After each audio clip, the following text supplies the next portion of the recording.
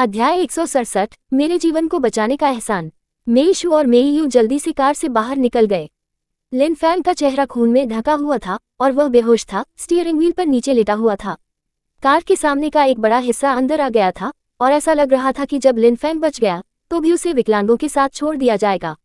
मेईशू को उनके लिए कोई सहानुभूति नहीं थी। वह दूसरों और खुद को नुकसान पहुंचा था, इसलिए कोई फर्क नहीं पड़ता कि उसकी स्थिति अब कितनी गंभीर थी, यह उसका अपना काम था। ये पुष्टि करने के बाद कि वह अभी भी एक नज़र के साथ जीवित था, उसने रुचि खो दी और सीधे उस कार में चली गई जिसने उन्हें बचाया था। सभी से मेईशू ने कहा, धन्यवाद। कार का दरवाजा धीरे धीरे अंदर से खोला गया था। मेईशू ने मान लिया था कि जियांग वही ड्राइविंग था और लूसी पीठ में बैठा था। हालांकि उसके आश्चर्य के लिए जियांग वह आज रात कार में नहीं था। लूसी ने व्यक्तिगत रूप से अपने बचाव के लिए प्रेरित किया था। जब उसने आदमी को शांति से ड्राइवर की सीट से बाहर निकलते देखा तो मेईशू मदद नहीं कर सका, लेकिन एक तेज सांस ले ले। कुछ लोग स्वाभाविक रूप से उनके अच्छे लुक से लाभान्वित थे। मास्टर सी मेईशू के बोलने का इंतजार किए बिना मेईयू सदमे में चले गए। ये वास्तव में मास्टर एसआई है जिसने हमें बचाया, एक ये नहीं जानता कि आपको कैसे धन्यवाद देना है। उद्धरण चिन्ह कोई जरूरत नहीं है, लूसी ने एक ठंडे स्वर में जवाब दिया, लेकिन जब वह फिर से मेईशू पर उतरा तो उसकी टकटकी को नरम कर दिया। शूएर और मैं अच्छे दोस्त हैं। ये सिर्फ एक छोटा सा एहसान था। मेईयू की आंखें अविश्वास में उन दोनों के बीच आगे और पीछे चली गईं। मेईशू ने अपने टकटकी के नीचे थोड़ा शर्मिंदा महसूस किया, इसलिए उसने जल्दी से कहा, मैं आपको एक और दिन रात के खाने के लिए इलाज करूंगी। आसी जरूर, लूसी ने आसानी से सहमति व्यक्त की, एक अच्छे मूड में, क्योंकि उसने कार का दरवाजा खोला। आपकी कार क्षतिग्रस्त है और इस तरह से वापस ड्राइव करना सुरक्षित नहीं है। 1-11 आपको घर ले जाता है। नहीं नहीं नहीं, हम कैसे मास्टर सी को व्यक्तिगत रूप से हमें घर चलाने दे सकते हैं। मेईयू ने जल्दी से ड्राइव करने की पहल की, जिससे मेईशू को उसके साथ पीठ में बैठने के लिए छोड़ दिया गया। लूसी ने कुछ भी नहीं कहा। तभी एक एम्बुलेंस और पुलिस कारें एक साथ पहुंची। लूसी कुछ क्षणों के लिए पुलिस से बात करने के लिए चला गया और फिर मेईशू में लौट आया। ठीक है, सब कुछ अब उनके हाथों में है, चलो वापस चलते हैं। आपका बहुत बहुत धन्यवाद। मेईयू ने कार की चाबी ली और ड्राइव करने के लिए तैयार हो गया। पीछे की सीट में लूसी ने उत्सुकता से मेईशू का अवलोकन किया, जो शांत दिखाई दिया। आप भयभीत नहीं लगते हैं। अगर मैं नहीं आया तो आप क्या करने की योजना बना रहे होंगे? उनके अंतर्ज्ञान ने उन्हें बताया कि मेईशू की अपनी योजना थी। ये सिर्फ इतना था कि स्थिति जरूरी थी और वह अब और इंतजार नहीं करना चाहता था, इसलिए उसने बिना किसी सोचे समझे कार्रवाई की। मेईशू ने माफी मांगी, मुझे डर है कि एक ने आपको निराश किया होगा। यदि आप नहीं आते हैं तो मेरे पास वास्तव में कोई अन्य विकल्प नहीं होता। लूसी ने एक भान उठाए, आप नहीं जानते कि कैसे ड्राइव करना है। मेईशू ने अपना सिर हल्के से हिलाया, अभी तक नहीं सीखा है। उद्धरण चिन्ह हालांकि आज रात के दिल पाउंडिंग ऑर्डर का अनुभव करने के बाद ड्राइव करना सीखना उसके एजेंडे पर होना था। अपने कॉलेज प्रवेश परीक्षा समाप्त करने के बाद वह एक ड्राइविंग स्कूल में दाखिला लेती। अन्यथा अगर ऐसी स्थिति फिर से होने वाली थी तो वह अगली बार इतनी भाग्यशाली नहीं हो सकती है। लूसी मामले पर चुप रहा। ड्राइविंग एक ऐसा कौशल है जिसे सभी के पास होना चाहिए। यदि आप चाहें तो मैं किसी को आपको सिखाने की व्यवस्था कर सकता हूँ। उद्धरण चिन्ह आपको परेशान करने की जरूरत नहीं है, मेईशू ने जवाब दिया। शहर में ड्राइविंग स्कूलों को ढूंढना आसान है। मैं सिर्फ एक से सीखने के लिए यादृच्छिक रूप से चुनूंगा। लेकिन जैसे ही उसने बोलना समाप्त किया, उसे लगा कि कार के अंदर की हवा अचानक पतली हो रही है। उसे नहीं पता था कि यह उसकी कल्पना थी या नहीं, लेकिन उसे लगा कि उसके बगल में वह आदमी उसके अंतिम शब्दों के बाद ठंडा हो गया था। लेकिन क्या उसने कुछ भी आक्रामक कहा था? यहाँ तक कि मेईयू, जो कार चला रहा था, को लगा कि कार के अंदर हवा का दबाव अचानक काफी गिर गया था। वह पसीना बहा रहा था और घबराकर रियरव्यू मिरर में आदमी को देखा। मास्टर एसआई, हालांकि ड्राइव करना सीखना मुश्किल नहीं है, शूएर अभी भी एक युवा लड़की है। उसे अकेले ड्राइविंग स्कूल में जाने देने में आसानी नहीं होगी। यदि मास्टर एसआई उसके लिए व्यवस्था कर सकता है तो मैं बहुत अधिक सहज महसूस करूंगा और शूएर बहुत खुश होगा। उद्धरण चिन्ह मेईशू ने अपने पिता को एक जिज्ञासु रूप दिया। उसके पिता कब से उसके बारे में चिंतित थे? क्या उसने चिंता के एक शब्द के बिना इतने सालों तक उसे ग्रामीण इलाकों में अकेला नहीं छोड़ा था? इससे पहले कि वह प्रतिक्रिया दे पाती, उसके बगल में वह आदमी, जो बस इतना गंभीर लग रहा था, अचानक धीरे से मुस्कुराया और कहा, जरूर, एक सोचे कि इसे व्यवस्थित करना खुद भी उसे खुश कर देगा। मेईशू खुश होने के लिए क्या था, लेकिन उसके विचारों की परवाह किए बिना उसने कुछ भी नहीं कहने का फैसला किया। आखिरकार इस आदमी ने सिर्फ अपनी जान बचाई थी और वह अब उसे नाराज नहीं करना चाहती थी। इसके अलावा जहां उसने ड्राइव करना सीखा और जिनसे उसने ड्राइव करना सीखा, वह अंततः तुच्छ मामले थे। लूसी, उसे आसानी से स्वीकार करते हुए एक बेहतर मूड में था। ये व्यर्थ नहीं है कि मैंने आज रात आपकी बहुत मदद की है। मेई शू ने एक मुस्कान के साथ उन्हें धन्यवाद दिया। वह मूल रूप से खिड़की के खिलाफ झुकने और बोलने के बाद आराम करने का इरादा रखती थी, लेकिन उसने अचानक लूसी के चेहरे पर एक अजीबोगरीब अभिव्यक्ति देखी। यह एक मुस्कान थी जो छिपे हुए अर्थों को पकड़ती थी। वह मदद नहीं कर सकती थी, लेकिन सीधे व्यक्ति है, असहमति की भावना महसूस करती है। उसे यह महसूस हो रहा था कि लूसी की मदद उतनी ही सरल नहीं थी जितनी कि ये दिखाई दिया। क्या वह कुछ महत्वपूर्ण विस्तार से चूक गई थी? अध्याय 168, सावधानी के साथ आगे बढ़ें। मेई शू ने थोड़ी देर के लिए लूसी को देखा, फिर अचानक करीब झुक गया। अपनी आवाज को कम करते हुए उसने पूछा, आपने मेई म्यू को क्या किया? लूसी ने स्वीकृत रूप से मुस्कुराया और उसे बारीकी से देखा। उसका शराबी सिर उसकी छाती से सिर्फ 1 इंच दूर था। उसे अचानक बाहर पहुंचने और उसके बालों को छूने का आग्रह था। ये स्पर्श के लिए बहुत नर्म होना चाहिए, है ना? इस तरह से सोचते हुए उसे अपने हाथों में थोड़ी खुजली महसूस हुई। वह हल्के से खांसता था, जैसे कि अनायास ही, और यह कहने से पहले अपना सिर थोड़ा घुमाया। हाँ, उस कमरे में उसके पास एक निगरानी कैमरा था, इसलिए मैंने आपके खिलाफ इस्तेमाल किए जाने वाले किसी भी सबूत को हटा दिया। धन्यवाद। मेई शू ने अपनी आंखें घुमाई और अपनी सीट पर पीछे हट गए, चुपचाप बैठे। उसके सामने मीठी सुगंध अचानक दूर चली गई। लूसी की निराशा स्पष्ट थी, और यहाँ तक कि उसके पतले होठों को एक सीधी रेखा में दबाया गया था। हालांकि मेई शू ने अपनी अभिव्यक्ति में सूक्ष्म परिवर्तन को नोटिस नहीं किया। वह कुछ और गणना कर रही थी। ये निर्विवाद था कि लिन फैंग को मेई म्यू द्वारा हेरफेर किया गया था कि उन्होंने क्या किया। लेकिन झांग जियाओ उस कमरे में क्यों गए थे? क्या उसके पास उल्टा इरादे थे, या वह भी अटेई म्यू के धोखे का शिकार हो गया था? वह कारणों को नहीं जानती थी, लेकिन एक बात निश्चित थी, झांग जियाओ निर्दोष नहीं था। अपने पिछले जीवन में उसे उसकी वजह से बहुत नुकसान हुआ था, इसलिए उसने इसे एक छोटा सा भुगतान माना। वे मेई परिवार के निवास पर लौट आए, और यह पहले से ही आधी रात था। मेई यू ने लूसी को ठीक से धन्यवाद देने का इरादा किया था, लेकिन देर से घंटे को देखते हुए वह केवल अपनी कृतज्ञता व्यक्त कर सकता था और कल्लू परिवार का दौरा करने की योजना बना सकता था। लूसी ने जवाब नहीं दिया, केवल अपना सिर घुमाया और मेई शू पर धीरे से मुस्कुराया। मेई यू ने तुरंत समझा और मुस्कुराया, ये कहते हुए, बेशक, शू एर भी व्यक्तिगत रूप से अपना आभार व्यक्त करने के लिए जाएंगे। उसे जाना चाहिए और आपको व्यक्तिगत रूप से धन्यवाद देना चाहिए। अच्छा, लूसी ने जवाब दिया, संतुष्ट, और दूर चला गया। हालांकि ऐसा लग रहा था कि तूफान थम गया था, फिर भी सतह के नीचे इंद्रकिरण बह रहे थे। मेई म्यू ने अपने कंप्यूटर पर दर्ज किए गए निगरानी फुटेज को देखा और तुरंत निराशा से भर गया। लिन फैंग एक शुद्ध व्यक्ति था, और वह निश्चित रूप से इस घटना को स्लाइड नहीं करने देगा और उसे बर्बाद कर दिया जाएगा। हालांकि एक और अंधेरे विचार ने उसके दिमाग को पार कर लिया। यदि वह लिन फैंग को धमकी देने के लिए इस वीडियो का उपयोग करती है, तो वह भविष्य में पूरे लिन परिवार का समर्थन प्राप्त करने में सक्षम हो सकती है। वह पहले ही अपने पिता के समर्थन को खो चुकी थी, और अगर वह लिन परिवार को उसके पीछे खड़े होने के लिए मिल सकती है, तो मेई शू के साथ काम करना केक का एक टुकड़ा होगा। इस बात को ध्यान में रखते हुए मेई म्यू ने जल्दी से अपने आंसू पोंछे और कमरे में मेई शू के किसी भी सबूत को हटाने के लिए वीडियो को संपादित करने की कोशिश की। हालांकि जब वह वीडियो की जांच करने के लिए वापस गई, तो वह ये जानकर दंग रह गई कि मेई शू निगरानी फुटेज से रहस्यमय तरीके से गायब हो गया था। वह अपनी आंखों पर विश्वास नहीं कर सकती थी और कई बार वीडियो को ताज़ा कर रही थी, लेकिन परिणाम समान रहा।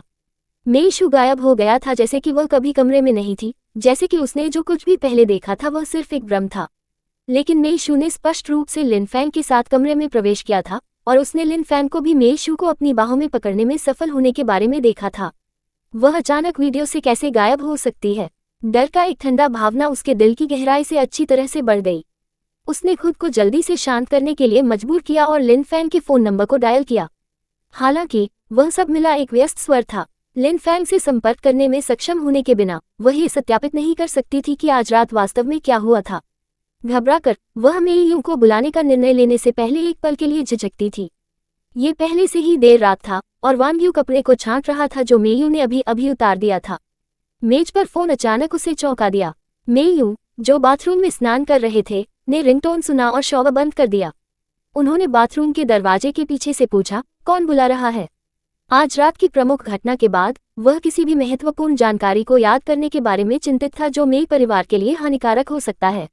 वांग यू ने कॉलर आईडी की जांच की और फिर बेसब्री से फोन लाया। ये हमारी बेटी है, उसे आपको याद करना चाहिए। क्या आप उससे बात करना चाहते हैं? यह मेई म्यू निकला। मेई म्यू का उल्लेख करते हुए मेई यू की अभिव्यक्ति ठंडी हो गई। मैं थक गई हूँ। अगर उसके पास कुछ कहने के लिए है तो वह कल तक इंतजार कर सकती है, उसने अधीरता से जवाब दिया। वांग यू ने अन्याय महसूस किया, लेकिन बनी रही। हनी, हमारी बेटी हमेशा बहुत विनम्र रही है। यदि वह इसे देर से बुला रही है तो ये कुछ जरूरी होना चाहिए। यदि आप उसकी कॉल का जवाब नहीं देते हैं तो क्या होगा अगर उसके साथ कुछ होगा? उद्धरण चिन्ह। मे यू नाराज था, लेकिन वह अपनी पत्नी के अनुनय का विरोध नहीं कर सकता था। वह अनिच्छा से एक स्नानघर पर डाल दिया और फोन का जवाब देने के लिए बाहर आया। मे शू के लिए ये तथ्य कि उसके पिता इस स्थिति में भी उसकी कॉल का जवाब देने के लिए तैयार थे, वह बहुत खुशी का स्रोत था। मेयू ने पहले मेयू के साथ सुख्तों का आदान प्रदान किया और अपने हाल के स्वास्थ्य के बारे में पूछताछ की। अपनी आवाज में थकावट को महसूस करते हुए उसने आज रात की घटनाओं में बातचीत को वापस स्थानांतरित कर दिया। पिताजी, मैंने सुना है कि आज रात श्री झांग की जन्मदिन की पार्टी में एक बड़ी घटना थी। मैं आपकी और मेरी बहन के बारे में चिंतित हूँ। झांग और हमारे परिवार का एक अच्छा रिश्ता है और मुझे डर है कि यह आप दोनों को प्रभावित कर सकता है। उद्धरण चिन्ह। मेयू के शब्दों को सुनकर मेयू ने तुरंत झांग जियाओ के चेहरे पर प्रतिकारक अभिव्यक्ति को याद किया, क्योंकि उन्होंने आज रात मेयू को बदनामी कर दिया। उन्होंने कहा, वह हम पर दोष को स्थानांतरित करने की कोशिश कर रहा है, लेकिन वे कार्य अपने सभी काम कर रहे थे। वह किसी और को दोष नहीं दे सकता है। मेयू के दिल ने अपने पिता की प्रतिक्रिया को सुनकर एक धड़कन को छोड़ दिया। उसने सावधानी से आगे की जांच की। तो पिताजी, क्या आप और मेरी बहन दोनों आज रात सुरक्षित हैं? अध्याय 169। पति और पत्नी के बीच देर रात की बातचीत। ये ठीक है, वे सभी दोषों को शुआ पर रखना चाहते हैं, लेकिन सबूत वहां है। शुआ निर्दोष है। मेयू का स्वर मेयू का सुरक्षात्मक था। मेयू ने सुना, उसके दिल में एक पैन महसूस किया। मेयू मेई परिवार में लौटने से पहले वह थी जिसने अपने पिता का पूरा स्नेह प्राप्त किया, लेकिन अब सब कुछ मेयू द्वारा छीन लिया गया था। पिताजी, मेयू ने उसके गले में कड़वाहट वापस पकड़ ली और बाहर निकाला। पिताजी, मुझे तुम्हारी बहुत याद आती है। मेयू के बारे में बात करते समय मेयू की शुरुआत में सामग्री अभिव्यक्ति एक पल के लिए जम जाती है। मेई परिवार पर पिछली घटना का प्रभाव बहुत महत्वपूर्ण था। एक आपको अभी तक वापस नहीं आने दे सकता है। बस वहां रहे और अपनी मां के प्रयासों को बर्बाद न करें।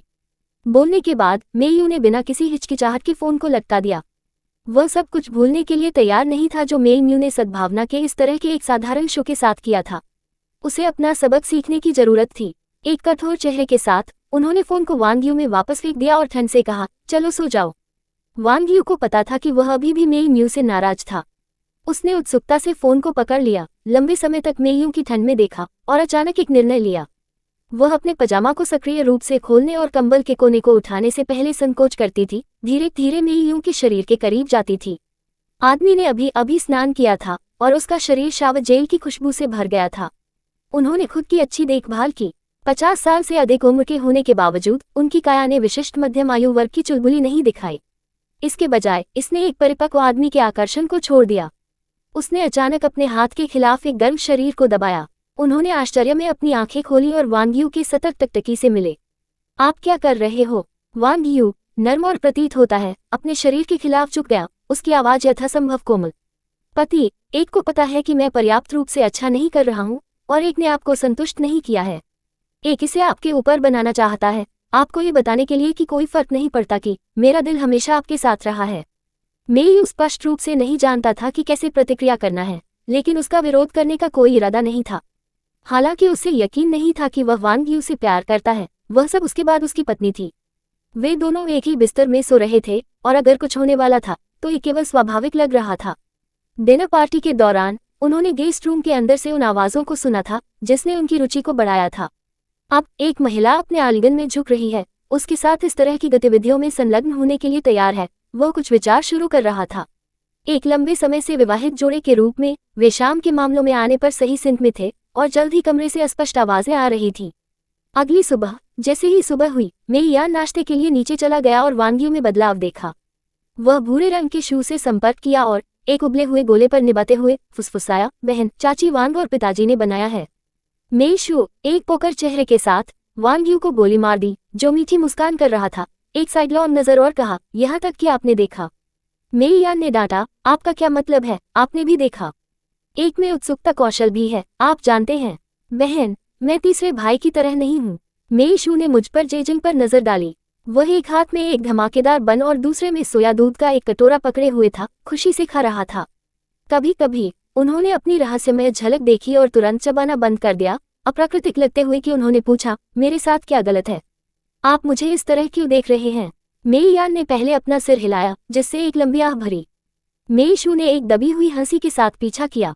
मेई जिंग उनकी प्रतिक्रियाओं से असहज महसूस करते हुए खाने के बारे में भूल गए। वह सीधे बैठ गया और पूछा, क्या चल रहा है आप दोनों और आपके भावों के साथ क्या है? आप सुबह जल्दी उपद्रव क्यों कर रहे हैं? मेई यू बाहर से प्रवेश किया और सख्ती से मेज के सिर पर अपनी सीट ले ली। मेई जिंग ने मेई यान को देखा, नाराज, और बगल में जवाब दिया, पिताजी गुड मॉर्निंग। हम एक उपद्रव नहीं कर रहे हैं, हम बस बात कर रहे थे। मेई यू का स्पष्ट रूप से उसके साथ बहस करने का कोई इरादा नहीं था। वह अपने नाश्ते के लिए पहुंचा, लेकिन वांग यू ने पहले ही उसके लिए बर्तन का एक सेट तैयार कर लिया था। धन्यवाद, मेई यू ने कहा, कल रात के बारे में कुछ शर्मिंदा महसूस करते हुए। उन्होंने अजीब तरह से धन्यवाद दिया और अपने भोजन पर ध्यान केंद्रित करना शुरू कर दिया। वांग यू उसे खुश करने की कोशिश कर रहा है, मुस्कुराया और कहा, मैं आपकी पत्नी हूँ और आपके लिए ये काम करना केवल स्वाभाविक है। आपके लिए इतना विनम्र होने की कोई आवश्यकता नहीं है। जैसा कि उसने बोला, उसने धीरे से अपने कंधों की मालिश की। बच्चों के सामने मेई यू थोड़ी शर्मिंदा थी। उसने सीधे अपना हाथ पकड़ लिया, आह भरी, और सलाह दी, आपको बैठना चाहिए और साथ ही खाना चाहिए।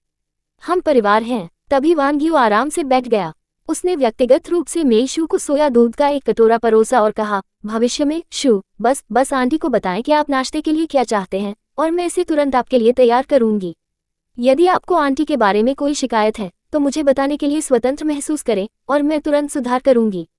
क्या वांग यू ने गलत दवा ली थी? मेई यान ने अपनी बहन को सदमे में देखा, लेकिन मेई शू हमेशा की तरह बना रहा। उन्होंने वास्तव में मेई शू की रचना की प्रशंसा की। वांग यू से इस तरह के एक मतलबी प्रदर्शन के सामने वह अभी भी खा सकती है। मेई शू ने मेई यान को एक शांत रूप दिया और वांग यू पर मुस्कुराने के लिए अपनी आंखें उठाईं। आंटी, मुझे खुशी है कि आप और पिताजी बहुत प्यार कर रहे हैं। जब से माँ ने छोड़ दिया, यह एक लंबा समय रहा है क्योंकि मैंने अपने घर को इतना गर्म देखा है। अध्याय 170, आभार की यात्रा। मेई यू के चेहरे ने वास्तव में अतीत के लिए उदासीनता का संकेत दिया। वांग यू ने देखा, अपने दांतों को पीसते हुए। इस समय मेई शू ने जानबूझकर बाय लिंग का उल्लेख किया। वह खड़ी नहीं हो सकती थी कि मेई यू और मेई शू कितने करीब थे। उसके दिल में उसने मेई शू को अच्छी तरह से शाप दिया, लेकिन उसके चेहरे पर वह और भी अधिक धीरे से मुस्कुराई। भविष्य में आंटी आपके द्वारा याद किए गए मात्र प्रेम के लिए बनाने की कोशिश करेगी। यदि आपके पास कोई अनुरोध है तो बस आंटी को बताएं। यदि आप ऐसा कर सकते हैं तो मुझे राहत मिलेगी, मेई यू ने कहा, उसके हाथ की सराहना करते हुए। वांग यू निश्चित रूप से उसके साथ नजरें आदान प्रदान करते हैं। मेई यान ने लगभग उन बंस को उल्टी कर दिया जो उन्होंने अभी खाया था। वह चुपचाप अपनी बहन के करीब चला गया और उसे एक प्रशंसा दी। बहन, आप इसे कैसे बर्दाश्त कर सकते हैं? क्या बड़ी बात है, मेई शू ने शांति से जवाब दिया। जैसा कि मेई यान ने सोचा था कि वह कुछ और भी ज्यादा मत बताने जा रही है, उसने मेई जिंग के निर्देशन में मेई शू की गति देखी और निर्दोष रूप से अपने कंधों को सिकुड़ दिया। अपने भाई को देखो, वह सामान्य से 2 और बंस खा सकता है। मेई यान, उसका थोड़ा दयालु टकटकी उसके भाई की पफ्ड अप गाल से धीरे धीरे फिसल गया और वह चुपचाप मेज से उठ गया। वह यहाँ इन 2 सामान्य लोगों के साथ नहीं खा सकता था। उन्हें देखकर चिढ़ने के बजाय वह स्कूल जा सकता है और उस सामग्री की समीक्षा कर सकता है जो शिक्षक आज कवर कर रहा होगा। क्योंकि उन्होंने कल रात लू परिवार के लिए व्यक्तिगत रूप से आभार व्यक्त करने के लिए लूसी के साथ योजना बनाई थी, मेई यू वास्तव में स्कूल के बाद मेई शू को लेने के लिए आज स्कूल के गेट पर आए थे। अन्य छात्रों ने केवल मेई म्यू को अपने परिवार के धन को अतीत में देखा था, इसलिए जब उन्होंने आमतौर पर कमकुंजी मेई शू को देखा तो उन्हें लगा कि वह घर पर नहीं है। लेकिन आज मेई परिवार की एक विशिष्ट लग्जरी कार को स्कूल के गेट पर पार्क किया गया था और उसके बाद ही उन्हें एहसास हुआ कि युवा महिला को अपना धन दिखाना पसंद नहीं है। भीड़ से ईर्ष्या और ईर्ष्या के विस्मयादिबोधक के बीच मेई शू कार में आ गया। जैसे ही कार का दरवाजा बंद हुआ, इसने दुनिया के बाहर शोर को अलग कर दिया। मेई यू ने अपनी घड़ी पर नजर डाली और कहा, मुझे याद है कि लू यान की कक्षा आपके ठीक बगल में है, वह आपके साथ क्यों नहीं आया? मेई शू ने अचानक इसे मनोरंजक पाया। ये देखते हुए कि मेई यू ने उसकी कितनी परवाह की, वह शायद ये भी नहीं जानता था कि वह अब किस वर्ग में थी, फिर भी वह उसके और लू यान के बीच अपने खेलने वाले मैचमेकर के बारे में सोच रही थी। उसने एक गंभीर चेहरे पर डाल दिया, लेकिन उदासी का संकेत दिखाया। पिताजी, एक को पता नहीं क्यों, लेकिन जब से ये किस बार वापस आया, चाची किन को ये पसंद नहीं है जब मैं लू यान के साथ घूमता हूँ। इसलिए एक ने सोचा कि यह बेहतर हो सकता है कि जब हम इस बार उनके घर पर जाते हैं तो जानबूझकर उन्हें आमंत्रित नहीं करना चाहिए। ऐसा क्यों? जैसे ही शब्दों ने मेई यू का मुंह छोड़ा, वह समझ गया। बाय लिंग की मृत्यु के बाद से लू परिवार और मेई परिवार ने पूरी तरह से संपर्क में कटौती की थी। वह क्या नहीं समझा? ये सब इसलिए था क्योंकि वांग यू ने अपने रिश्ते को ठीक से बनाए नहीं रखा था। इस संबंध में वांग यू को बेहतर नेटवर्किंग नहीं करने के लिए दोषी ठहराया जा सकता है। यदि बाय लिंग अभी भी जीवित थे तो मेई परिवार शायद अब तक पूरी तरह से अलग स्थिति में होगा। मेई शू के शब्दों ने निशान मारा। उसने मेई यू की हताशा की अभिव्यक्ति देखी और बात करना बंद कर दिया। कुछ चीजें सभी के लिए स्पष्ट थीं और उसे सिर्फ सही समय पर मेई यू को याद दिलाने की जरूरत थी। बस वांग यू के साथ अपने असंतोष को बढ़ाने के लिए पर्याप्त था। पिता और बेटी रास्ते में नहीं बोलते थे जब तक कि कार लू परिवार के घर के सामने रुक नहीं गई। मेई यू ने अपने सूट को सीधा कर दिया और कुछ अजीब कहा, एक ही बता सकता है कि सीतू के साथ आपका संबंध काफी खास है। मुझे यकीन है कि आप लू परिवार की स्थिति से अवगत हैं। उनके साथ एक अच्छा संबंध बनाना हमारे परिवार के लिए फायदेमंद है और यह चोट नहीं पहुंचा है। मैं आपको जानबूझकर दूसरों की चापलूसी करने के लिए नहीं कह रहा हूं, लेकिन चूंकि हमारे पास यह अवसर है इसलिए हमें इसका अधिकतम लाभ उठाना चाहिए। क्या आप सहमत हैं? उद्धरण चिन्ह। हाँ, मेई शू ने आज्ञाकारी रूप से सिर हिलाया। मेई यू संतुष्ट दिखे और उसके सिर को थपथपाया। मेरा शू सबसे अच्छा व्यवहार है। ठीक है, मेरा मानना है कि आप अच्छा करेंगे। चलो चलते हैं। जैसे ही वह दूर हो गया मेई शू के चेहरे पर मुस्कान पूरी तरह से गायब हो गई। लू परिवार के स्टीवर्ड को अग्रिम नोटिस मिला था और व्यक्तिगत रूप से उनका स्वागत करने के लिए बाहर आया था, जिससे मेई यू बहुत चेहरा था। इसने मेई यू को और भी अधिक सम्मानित महसूस किया और वह अपनी तारीफों के साथ और भी अधिक उत्साही हो गया। एक बार लू परिवार की संपत्ति के अंदर वह मदद नहीं कर सकता था, लेकिन उसने जो कुछ भी देखा उसकी प्रशंसा की। स्टीवर्ड स्वाभाविक रूप से मुस्कुराया और साथ किया। जब वे बगीचे में एक गज़ेबो पहुंचे तो वह रुक गया और मेई यू के लिए एक स्वागत योग्य इशारा किया। मास्टर एसाई अंदर है। यदि आपके पास कोई अनुरोध है तो कृपया मुझसे पूछने में संकोच न करें। धन्यवाद। मेई यू ने विनम्रता से स्टीवर्ड को विदाई दी और फिर बगीचे की गहराई तक पेड़ों की एक पंक्ति के चारों ओर एवी शू का नेतृत्व किया। यहाँ गज़ेबो एक अनोखी शैली में बनाया गया था जो कहीं और भव्यता से अलग था। इसके बजाय इसमें ग्रामीण इलाकों से संबंधित एक सौम्य और शांत आकर्षण था। मेई शू ने आदमी की आभा के बारे में सोचा और महसूस किया कि वह इस दृश्यों से पूरी तरह से मेल खाता है। हालांकि वह नहीं जानती थी कि शायद वह केवल लूसी को इस तरह से देखेगी, क्योंकि बाकी सभी ने उसे चालाक और निर्मम के रूप में सोचा था। मास्टर सी, मेई यू ने गज़ेबो में प्रवेश करते ही सम्मानपूर्वक अभिवादन किया। लूसी मुस्कुराते हुए और गंभीरता से सिर हिलाया। कृपया एक सीट है। एक आपके साथ चर्चा करने के लिए कुछ महत्वपूर्ण है। अध्याय 171, मुश्किल बूढ़ी औरत। क्या बात। मेई शू मेई यू के साथ इनायत से बैठ गया। लूसी ने पेपर बैग को टेबल पर धकेल दिया और चाय का एक घूंट लिया। पुलिस ने झांग जियाओ को पूछताछ के लिए लाया। उन्होंने पाया कि वह असंगत रूप से बोल रहा था, मेई परिवार को आरोपित करने पर जोर दे रहा था। इसलिए उन्होंने उस पर एक ड्रग टेस्ट किया और पता चला कि उसने घटना से पहले एक उत्तेजक की अत्यधिक मात्रा में प्रवेश किया था। मेई शू की भौहें चिकोटी हुईं। वह आखिरकार अपनी अस्पष्ट मुस्कान के पीछे के अर्थ को पहले समझ गई। उसने एक शांत स्वर को बनाए रखने की कोशिश की, जैसा कि उसने पूछा, क्या उन्होंने उस व्यक्ति को पाया है जिसने उसे ड्रग किया है? उनके पास है। लूसी ने सिर हिलाया। उन्होंने उस पूरे दिन के लिए होटल से निगरानी फुटेज की समीक्षा की और पाया कि लिन फैंग घटना के दिन किसी प्रकार की धूप जैसी वस्तु के साथ पहले से कमरे में प्रवेश कर गया था। उन्होंने कमरे में कुछ सेट किया और फिर लॉबी में चले गए, खुद को मिस मेई को खोजने के लिए एक वेटर के रूप में प्रच्छन्न किया। उद्धरण चिन्ह। मेई यू ने राहत की सांस ली। तो वह मूल रूप से शूर को नुकसान पहुंचाना चाहता था। लूसी ने सिर हिलाया। ये सिर्फ इतना है कि जब झांग जियाओ ने कमरे में प्रवेश किया तो इसने उनके नियंत्रण से परिस्थिति को आगे बढ़ाया। झांग जियाओ अब सच्चाई को जानता है, लेकिन लिन फैंग ने कबूल करने से इनकार कर दिया। वह गंभीर रूप से घायल हो गया और लिन परिवार के प्रभाव से यहाँ तक कि पुलिस उस पर बहुत अधिक दबाव लागू नहीं कर सकती है। हालांकि उन्होंने लिन फैंग और मेई परिवार के बीच संबंध की जांच शुरू कर दी है। उद्धरण चिन्ह। मैं पहले भी लिन फैंग को नहीं जानता था। मेई शू ने आह भरी और मेई यू को धीरे से समझाया, पिताजी, मैं केवल थोड़े समय के लिए शहर में रहा हूँ। मैं या तो पढ़ रहा था या हर दिन अपने छोटे भाइयों के साथ में जन्मदिन की भोज से पहले लिन फैंग से कभी नहीं मिला था। अन्यथा जब वह मुझे खोजने के लिए आया तो मैं उसे पहचान लेता। उद्धरण चिन्ह। पिताजी जानते हैं कि यह मेई परिवार के उद्देश्य से हो सकता है। वे पूरे मेई परिवार को आपको नुकसान पहुंचाना चाहते थे। मेई यू ने अपनी बेटी को अपने सिर को थपथपाते हुए दिलासा दिया। आपको खुद को दोष देने की जरूरत नहीं है। पिताजी आपकी रक्षा करेंगे। मेई शू ने उसे जवाब में एक प्यारी सी मुस्कान दी। लूसी को उसकी उज्ज्वल मुस्कान से पल पल अंधा कर दिया गया था। उसने देखा कि मेई यू ने उसके सिर पर रखा था और कामना की थी कि उसका हाथ तुरंत उसे बदल दे। मेई शू ने अपने तीव्र टकटकी पर ध्यान दिया और आश्चर्य में उसे वापस देखा। उसकी आंखों में लूसी की भावनाएं दूर हो गईं और उन्होंने उदासीनता की हवा के साथ अपनी चाय पीना जारी रखा। इस बार मेई यू अपनी कृतज्ञता व्यक्त करने और लूसी के साथ अपने रिश्ते को मजबूत करने के लिए आए थे। वह कई उपहार लाए थे और अब जब लूसी ने इतनी जानकारी साझा की थी तो मेयू ने और भी अधिक आभारी महसूस किया। वह उत्सुकता से प्रत्येक उपहार को पेश करने के लिए खड़ा था। ये डर था कि लूसी उन्हें पसंद नहीं कर सकता है और उन्हें स्वीकार करने से इनकार कर सकता है। लेकिन लूसी का दिमाग कहीं और था। उन्होंने आधे ध्यान के साथ सुना, कभी कभी परफेक्टरी टिप्पणी की, जिससे मेयू ने एहसान से अभिभूत महसूस किया। ये देखते हुए कि वे पहले से ही बहुत से लूसी के समय ले चुके हैं, मेयू ने मेशू के साथ अपनी छुट्टी लेने के लिए खड़े हो गए। हालांकि जैसे ही उन्होंने लू परिवार के घर से छोड़ा, मेयू को अपनी माँ से फोन आया। वह मेई परिवार के घर के लिए सभी तरह से आई थी। उसके स्वर और शब्दों का अनुमान है कि वह परेशान थी। मेयू को लगा कि कुछ मिस है और जल्दी से मेशू के साथ लौट आया। लिविंग रूम में मेई यान और मेई जिंग अपने सिर के साथ खड़े थे, जबकि वांग यू ने सावधानी से बुजुर्ग महिला को चाय परोसा। माँ, तुम यहाँ क्यों हो? मेयू ने अपना कोट बटलर को सौंप दिया और मुस्कुराया जैसे वह बैठ गया। लेकिन बुजुर्ग महिला की अभिव्यक्ति नाटकीय रूप से बदल गई। क्या मैंने आपको बैठने के लिए कहा था? आप पहले से ही इतने बड़े हो गए हैं, फिर भी आप अपने शिष्टाचार को नहीं जानते हैं। कोई आश्चर्य नहीं कि आपके बच्चे अपने बुजुर्गों का सम्मान नहीं करते हैं, जैसे आप।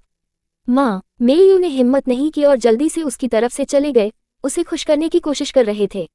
माँ, क्या गलत है?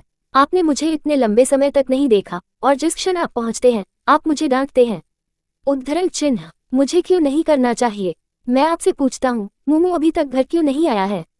मैं अपनी पोती को देखने के लिए यहाँ आया था, लेकिन एक उससे भी नहीं मिल सकता है। वह कभी कभार मेशू की ओर अपनी झलक मारते हुए बोलती थी। ये स्पष्ट था कि वह कुछ नाराज कर रही थी। मेशू ने अपने रवैये को बुरा नहीं माना और अपने दो छोटे भाइयों को अभी भी वहां खड़े होने पर समय बर्बाद करते हुए उन्हें अध्ययन करने के लिए उन्हें ऊपर ले जाने का इशारा किया। पकड़ना। बुजुर्ग महिला गुस्से में खड़ी हो गई, मेशू की पीठ पर इशारा किया और डांटा, मेशू, जब आपने मुझे देखा तो आपने मुझे बधाई क्यों नहीं दी? क्या आप अभी भी अपने आप को मेई परिवार का हिस्सा मानते हैं? क्या आपके पास अभी भी अपने बुजुर्गों के लिए कोई सम्मान है? मेशू भ्रम में घूम गया और मासूमियत से झपकी ले ली। ओह, ये दादी है। क्षमा करें, जब मुझे ग्रामीण इलाकों में भेजा गया था तो मैं याद करने के लिए बहुत छोटा था। अभी एक ने देखा कि आप केवल ममू को अपनी पोती के रूप में संदर्भित करते हैं और सोचा था कि आप आंटी वान के पक्ष में एक रिश्तेदार थे जिनसे मैं बहुत परिचित नहीं था, इसलिए मैं आपको और पिताजी की बातचीत को परेशान नहीं करना चाहता था और अपने भाइयों को अध्ययन करने के लिए ऊपर ले जाने की योजना बना रहा था। उद्धरण चिन्ह, क्या त्वरित लड़की है? बुजुर्ग महिला ने अपनी आंखें फंसी और व्यंग्यात्मक रूप से बात की। तो आप दावा करते हैं कि आपने मुझे नहीं पहचाना, ठीक है। अब जब आप जानते हैं कि मैं कौन हूँ, यहाँ आओ और मुझे कुछ चाय डालो। उद्धरण चिन्ह, मेशू अभी भी खड़ा था। मेयू ने हल्के से आहें भरी और मध्यस्थता करने के लिए आगे बढ़े। माँ, आप इस तरह से आ गए हैं और मैं आपको उचित फिलहाल सम्मान दिखाना चाहता हूँ। मुझे आपको कुछ चाय मिलती है। मुझे आपको ऐसा करने की आवश्यकता नहीं है। बुजुर्ग महिला ने अधीरता से अपना हाथ दूर कर लिया। मैं चाहता हूँ कि वह मुझे चाय पिए। अध्याय 172, आंसू और नखरे। मेयू ने अपनी बेटी को माफी मांगी। शू, आओ और अपनी दादी के लिए चाय डालो, ठीक है। वह वृद्ध है और अच्छे स्वास्थ्य में नहीं है और हमें उसे परेशान नहीं करना चाहिए। ये सुनकर बुजुर्ग महिला ने अपने बेटे को अविश्वास में देखा। वह मेयू को कितनी अच्छी तरह जानती थी। उसका बेटा हमेशा एक डॉटिंग फादर प्रतीत होता था, लेकिन वास्तव में वह ठंडे दिल से और उदासीन था। अन्यथा वह बिना पूछताछ या परवाह किए इतने सालों तक अपनी खुद की बेटी को ग्रामीण इलाकों में भेजने के लिए सहमत नहीं होता। उसने सोचा था कि समय के साथ मेयू धीरे धीरे मेशू को भूल जाएगी और यहाँ तक कि जब वह उसे वापस लाया तो वह अपनी बेटी के प्रति अत्यधिक स्नेह नहीं होगा। लेकिन वह जो उम्मीद नहीं करती थी वही थी कि मेयू मेशू को इस हद तक प्यार करेगी कि वह चाय डालने के लिए अनिच्छुक थी। कोई आश्चर्य नहीं कि वांग यू मदद नहीं कर सकता है, लेकिन आज सभी के सामने आंसू बहाएं, शर्मिंदगी के साथ शर्माते हुए। ऐसा लगता था कि मेई परिवार में मेयू की स्थिति अब मेशू के अलावा दुनिया थी। मेयू के शब्दों के साथ मेशू ने सम्मानपूर्वक और व्यक्तिगत रूप से बुजुर्ग महिला के लिए एक कप गर्म चाय डाली। दादी, कृपया शांत हो जाओ। मेरे पिता और मैं बस लौट आए और आप पहले से ही इतने उत्तेजित हो रहे हैं। क्या कोई ऐसा व्यक्ति है जिसने आपको नाराज कर दिया है? बुजुर्ग महिला ने उसे देखा और चाय लेने से इनकार कर दिया, धीरे धीरे बोलते हुए, मैं इतनी बुढ़ापे में हूँ और मैं आपके मामलों की परवाह नहीं करता हूँ, लेकिन अब एक मेरी पोती मेयू को देखना चाहती है। यदि आप मुझे जाने नहीं देते हैं तो ऐसा लगता है जैसे आप मुझे एक प्रारंभिक कब्र में ले जाना चाहते हैं। चूंकि वह चाय नहीं लेती थी, इसलिए मेशू इस गुस्से को कुछ भी नहीं के लिए सहन नहीं करेगी। उसने कप को कॉफी टेबल पर रखा और लगातार झाओ यान के लिए बुलाया। बटलर झाओ, कृपया ड्राइवर को यार्ड में कार पार्क करें और दादी को मुमू को देखने के लिए ले जाएं। वैसे केवल आंटी वान को पता है कि मुमू कहाँ रह रहा है। आंटी वांग दादी के साथ जाने दे ताकि पिता को चिंता न हो। उद्धरण चिन्ह। झाओ यान ने जल्दी से जवाब दिया और व्यवस्था करने के लिए छोड़ने वाला था। बुजुर्ग महिला ने जल्दबाजी में उसे रोका। मेशु, क्या आप समझ सकते हैं कि मैं क्या कह रहा हूँ? एक यहाँ मूमू देखना चाहते हैं। एक परवाह न करे कि मेई म्यू अब कहाँ रह रही है, लेकिन एक को थोड़ी देर के लिए यहाँ रहना चाहिए और इस दौरान मूमू को मेरे साथ होना चाहिए। अन्यथा आप मुझे मौत के घाट उतारने की कोशिश कर रहे हैं। उद्धरण चिन्ह। माँ। मेई यू असहाय रूप से बुजुर्ग महिला के बगल में बैठी और कहा, आप नहीं जानते कि वास्तव में क्या हुआ है। कृपया इस मामले में शामिल न हों। यदि आप मूमू को देखना चाहते हैं तो वांग यू और एक दोनों आपके साथ आएंगे, लेकिन एक अभी उसे घर नहीं आने दे सकता है। क्यों? बुजुर्ग महिला ने गुस्से में अपनी जान को थप्पड़ मारा और मेई यू के हाथ को पकड़ लिया, जोर देकर कहा, वह एक कम उम्र की लड़की है और आप उसे अकेले बाहर रहने दे रहे हैं। अगर उसके साथ कुछ भी होता है तो आपको बहुत देर हो जाएगी। मेई यू ने अपना सिर कम कर दिया और ईमानदारी से राजी कर लिया। माँ, मूमू ने इस बार एक गंभीर गलती की है और उसे अनुशासित होने की आवश्यकता है। कृपया इस मामले में हस्तक्षेप न करें। वन ने उसे उस समय के लिए वापस आने नहीं दिया। क्या आपको लगता है कि मैं बहुत लंबा रह रहा हूँ? ये सुनकर बुजुर्ग महिला अब इसे सहन नहीं कर सकती। वह कांपते हुए खड़ी हो गई, अपने बेड पर झुकने और दीवार से टकराने के लिए तैयार हो गई। आप मूमू नहीं चाहते हैं, इसलिए आप मुझे या तो नहीं चाहते हैं। यदि मेरा बेटा अनफिलियल है तो जीने का कोई मतलब नहीं है। एक भी जल्दी मर सकता है और अपने पिता से मिल सकता है। माँ, आपको इस तरह से काम क्यों करना है? मेई यू ने जल्दी से उसे वापस पकड़ लिया। वांग यू भी बुजुर्ग महिला के सामने खड़ा था, उसे मनाने की कोशिश कर रहा था। माँ, कृपया इस तरह से मत बनो। मूमू की वर्तमान स्थिति उसकी अपनी गलतियों का परिणाम है और मैंने कभी किसी को दोषी नहीं ठहराया। आपको ऐसा नहीं करना है। एक का मानना है कि मूमू नहीं चाहेगा कि आप उसकी वजह से मरें। उद्धरण चिन्ह। मूमू एक अच्छा बच्चा है, लेकिन हर कोई नहीं है। जब उसने ये कहा तो उसने जानबूझकर मेई शू पर नजर डाली, जिससे उसका लक्ष्य और भी स्पष्ट हो गया। मेई शू ने बिल्कुल भी बुरा नहीं माना, लेकिन उसने तबाह होने का नाटक किया। दादी, आप मर नहीं सकते। मूमू ने पहले ही एक गंभीर गलती कर दी है। अगर उसके कारण आपके साथ कुछ होता है तो वह वास्तव में अपने जीवन के बाकी हिस्सों के लिए एक अक्षम्य अपराधबोध वहन करेगी। आप। बुजुर्ग महिला मूल रूप से मेई म्यू को घर वापस लाने के लिए मेई यू को मजबूर करने के लिए इस अवसर का उपयोग करना चाहती थी और मेई शू को सारा श्रेय नहीं लेने दिया। हालांकि उसे उम्मीद नहीं थी कि मेई शू से निपटना मुश्किल होगा। कोई फर्क नहीं पड़ता कि उसने क्या किया, मेई शू हमेशा मेई म्यू को मिश्रण में खींच सकता था। अगर वह मरने की इच्छा रखने पर जोर देती रही तो उसका बेटा शायद मेई म्यू के साथ और भी अधिक अधीर हो जाएगा। इस तरह से सोचते हुए बुजुर्ग महिला ने आखिरकार संघर्ष करना बंद कर दिया और मेई यू को सोफे पर वापस जाने में मदद करने की अनुमति दी। मैं एक बच्चा होने के बाद से मूमू को बड़ा देखता हूँ और वह अपने दम पर एक बड़ी गलती नहीं करती है। अगर उसने कुछ गलत किया तो यह इसलिए था क्योंकि किसी ने जानबूझकर उसे उकसाया और उसे उसमें धकेल दिया। मेई यू ने थके हुए थे। माँ, कृपया इस मामले के बारे में चिंता न करें। आप इस तरह से आ गए हैं मेरे पास। वांग यू, व्यक्तिगत रूप से आपके लिए एक स्वादिष्ट भोजन तैयार है। अब देर हो चुकी है, इसलिए कल तक प्रतीक्षा करें और मेरे पास ममू को देखने के लिए वांग यू आपके साथ है।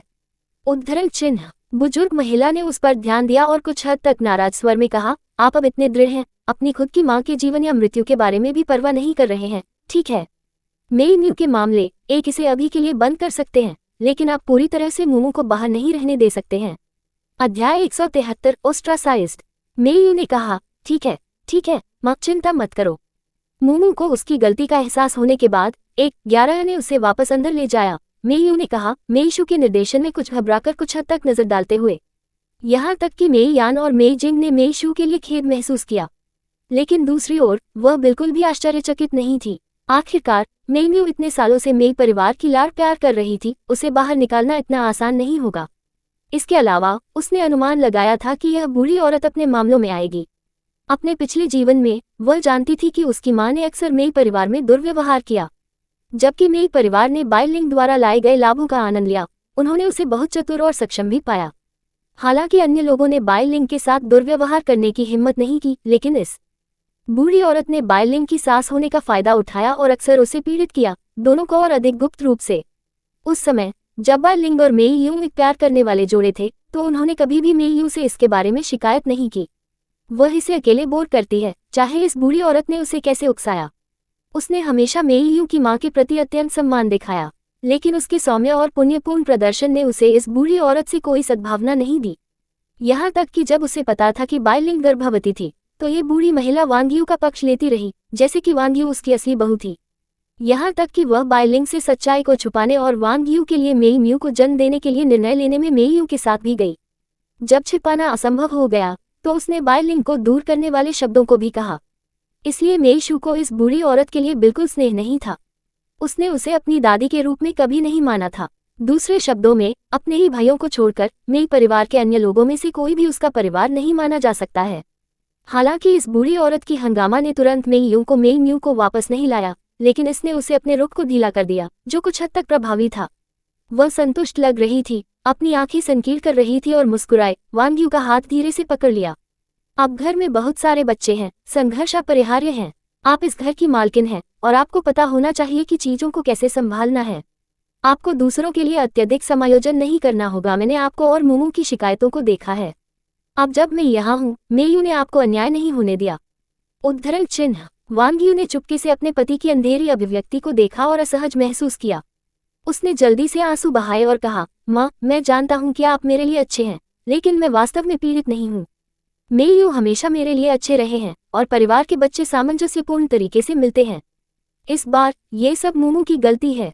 आप इस तरह के एक दयालु बच्चे हैं। बूढ़ी औरत ने असहाय तरीके से आहें भरी, क्योंकि उसने वांग यू के हाथ को थपथपाया था। ठीक है, रोना बंद करो। मैं अचानक यहाँ आया और यह आपको भयभीत कर दिया। ये कहने के बाद उसने मेयू को देखा और उसका चेहरा ठंडा हो गया। इसके लिए वांग यू को दोषी मत करो। उसने मुझे इस मामले के बारे में सूचित नहीं किया। मुझे किसी और से पता चला। कोई बात नहीं, मेयू आपकी अपनी बेटी है। अब जब आप और वांग यू का इतना अच्छा रिश्ता है, तो क्या परिवार के लिए एक साथ खुश रहना अच्छा नहीं है? उद्धरण चिन्ह। माँ, मैं समझती हूँ। मेयू ने अपनी माँ का अर्थ समझा और आह भरी।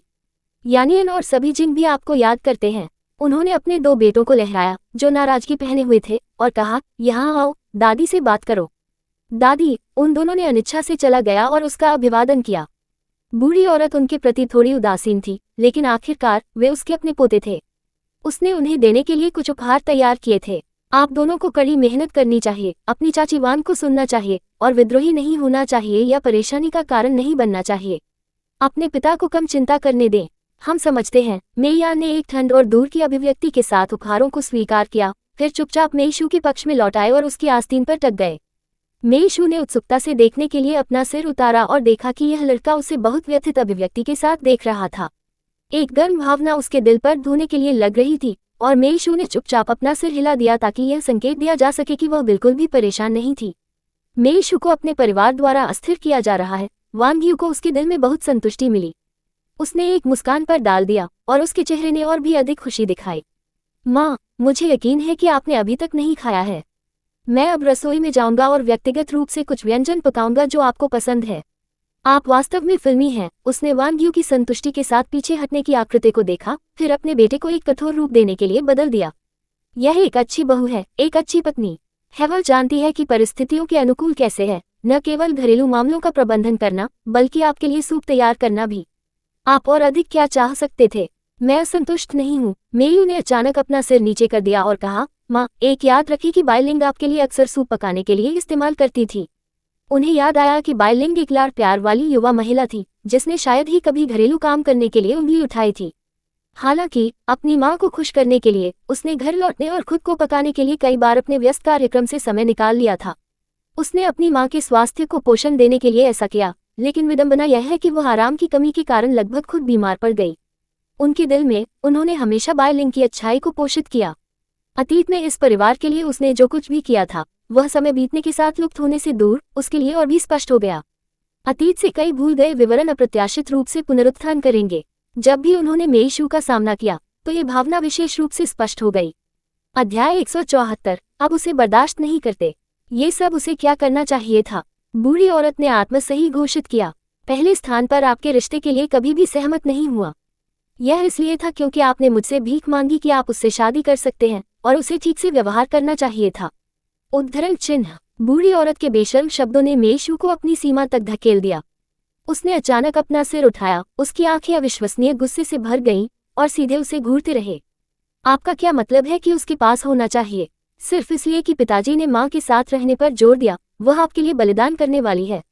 आपने उसे जन्म नहीं दिया, आपने उसे नहीं बढ़ाया, आपने उसे प्यार का एक औंस नहीं दिखाया।